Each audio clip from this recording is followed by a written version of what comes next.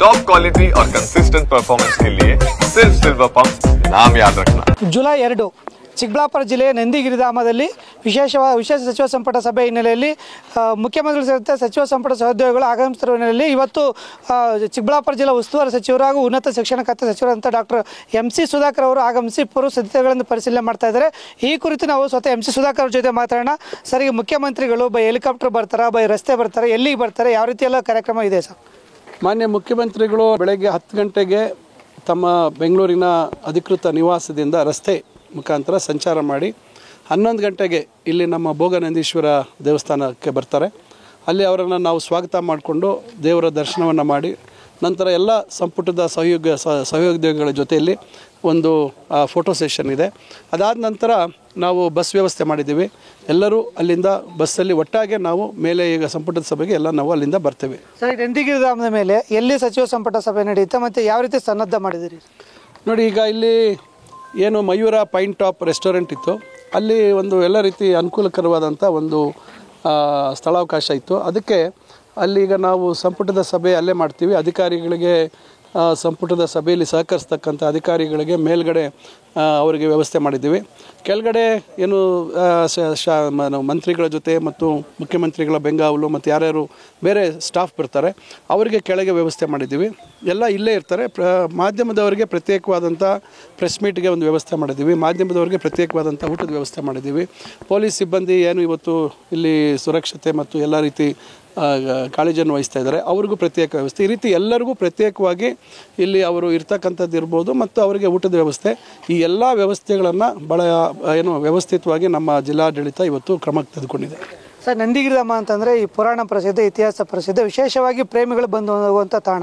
ಈ ಸಚಿವ ಸಂಪುಟ ಸಭೆ ನಂತರ ಸಚಿವರುಗಳು CMಗಳಲ್ಲಿ ವಿಹಾರ ಮಾಡೋದಕ್ಕೆ ಏನು ವ್ಯವಸ್ಥೆ ಮಾಡಿದ್ದೀರಾ? ಈಗ ಇಲ್ಲಿ ಎಲ್ಲರೂ ನಂದಿ ಬೆಟ್ಟವನ್ನು ಬಹುತೇಕ ಸಚಿವರು ನೋಡಿದ್ದಾರೆ ಅಂತ ನಾನು ಭಾವಿಸ್ತೇನೆ। ಯಾರೋ ಕೆಲವರು ನೋಡದೇ ಇರ್ಬೋದು ಅಂತ ಕಾಣ್ತದೆ। ಆದರೆ ಈಗ ನಾವು ಬರ್ತಾ ಇರ್ತಕ್ಕಂಥದ್ದು ಒಂದು ಮಹಾತ್ಮ ಗಾಂಧಿಯವರು ಇಲ್ಲಿ 2 ಬಾರಿ ಬಂದು ನೆಲೆಸಿ ಹೋಗಿರ್ತಕ್ಕಂಥದ್ದು ಗಾಂಧಿ ಭಾರತನ್ನು ಒಂದು ವರ್ಷ ಪೂರ್ತಿ ನಾವು ಆಚರಣೆ ಮಾಡ್ತಾಯಿದ್ದೀವಿ।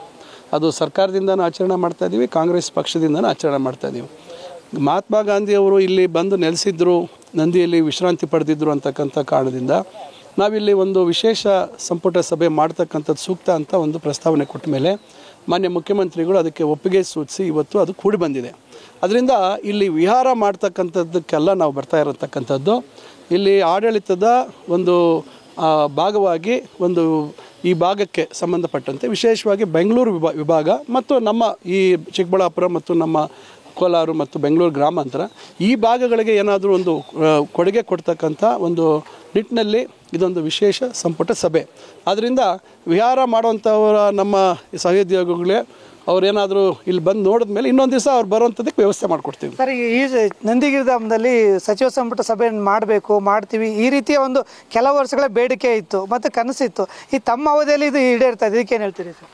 ನೋಡಿ, ಯಾರ ಅವಧಿಯಲ್ಲಿ ಕನಸಿತ್ತು ಮತ್ತೊಂದು ಅಂತಕ್ಕಂಥದ್ದು ಆ ಕನಸುಗಳು ಅವರಲ್ಲೇ ಇರ್ತದೆ, ಅದು ಬಹಿರಂಗ ಆಗಿರೋದಿಲ್ಲ। ಆದರೆ ನನಗೆ ಕನಸು ಅಂತಕ್ಕಂಥದ್ದು ಇರಲಿಲ್ಲ। ಯಾವಾಗ ಗಾಂಧಿ ಭಾರತ ಮತ್ತು ಗಾಂಧೀಜಿಯವರು ಇಲ್ಲಿ ಬಂದು ನೆಲೆಸಿದ್ರು ಅಂತಕ್ಕಂಥ ವಿಚಾರದ ಬಗ್ಗೆ ಚರ್ಚೆಗಳು ಪ್ರಾರಂಭ ಆದಂಥ ಸಂದರ್ಭದಲ್ಲಿ ಗುಲ್ಬರ್ಗಾದಲ್ಲಿ ಆ ಭಾಗದಲ್ಲಿ ಒಂದು ವಿಶೇಷ ಸಂಪುಟ ಸಭೆ ಮಾಡಿದಂಥ ಸಂದರ್ಭ ಮತ್ತು ಮಾನ್ಯ ಮುಖ್ಯಮಂತ್ರಿಗಳು ಮಲೆ ಮಹದೇಶ್ವರ ಬೆಟ್ಟದಲ್ಲಿ ಸಂಪುಟದ ಸಭೆ ಮಾಡಬೇಕು ಅಂತ ಅವರು ಇಚ್ಛೆ ವ್ಯಕ್ತಪಡಿಸಿದಾಗ ತಕ್ಷಣ ನನಗೆ ಇದೊಂದು ಆಲೋಚನೆ ಬಂತು। ನಾವು ಗಾಂಧಿಯವರು ಬಂದು ನೆಲೆಸಿರ್ತಕ್ಕಂಥ ಭಾಗದಲ್ಲಿ ನಾವು ಗಾಂಧಿ ಭಾರತ ಆಚರಣೆ ಮಾಡ್ತಾಯಿದ್ದೀವಿ, ಅಂಥ ಸಂದರ್ಭದಲ್ಲಿ ಯಾಕೆ ಅಲ್ಲಿ ಒಂದು ಸಂಪುಟ ಸಭೆ ಮಾಡಬಾರ್ದು ಅಂತಕ್ಕಂಥ ಆಲೋಚನೆ ನನಗೆ ಬಂತು। ನಾನು ತಕ್ಷಣ ಮಾನ್ಯ ಮುಖ್ಯಮಂತ್ರಿಗಳ ಗಮನಕ್ಕೆ ತಂದೆ, ಲಿಖಿತವಾಗಿ ಕೊಟ್ಟೆ।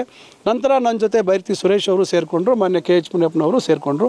ಒಟ್ಟಾರೆಯಾಗಿ ನಾವು ಮೂವರು ಮಾನ್ಯ ಮುಖ್ಯಮಂತ್ರಿಗಳ ಮೇಲೆ ಒತ್ತಡ ಹಾಕಿದ್ವಿ। ಅವರು ಹೇಳಿದ್ರು ಖಂಡಿತ